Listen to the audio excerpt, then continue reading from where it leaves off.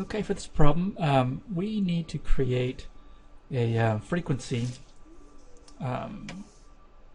distribution here, and they've given us the certain classes. This one's not that hard to do by hand.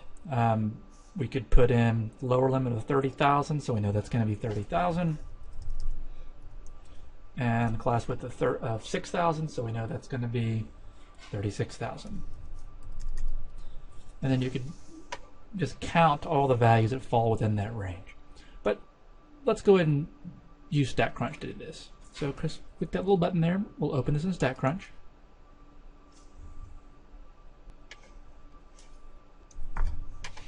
Okay, there are a couple ways to do this. The easiest way is just to graph it and look at the values on the graph. So let's create a histogram for this. We'll select our variable var1, and frequency is fine. Bandwidth, here's where we need to do something, 30,000, and the width is 6,000. Otherwise you'll get some default value which would most likely not be this. Did I count it right? Yes. Okay, and to make it easy on the eyes, we will put the values above the bar. That way we don't have to strain our eyes to see what they are. And there we go. So we see between 30,000 and 60,000 we have 13. Between 36 and 42 we have 11. There are none between 42 and 48, and then 1 between 48 and 54. So technically I need to make one change here, right? This value here needs to be 35,999.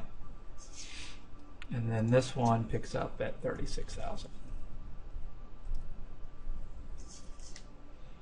And the same goes here. We're going to add, because we're actually including this value here, at 30,000 is the first value. So this really is 6,000 different values here.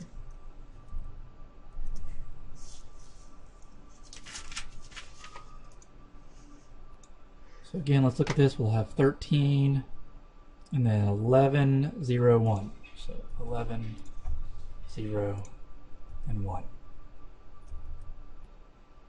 And the relative frequency, all we're basically going to be doing is dividing these frequencies by the total. I'd probably just do that by hand. Add up the total number, 25. So this one's going to be 13 divided by 25, and just put that on the calculator if you don't know that. It's with the same class width. If you need to use StatCrunch, you certainly can. We can take this value here, edit, and we can change that to a relative frequency.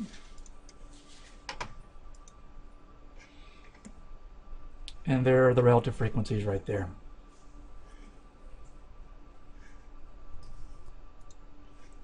And there we go, that should match up.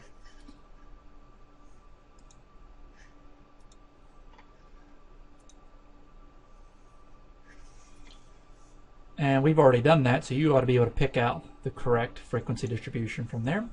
And I'll let you actually complete the rest of these. You should be able to do that. I wanted to show you how you can use StatCrunch to do these problems.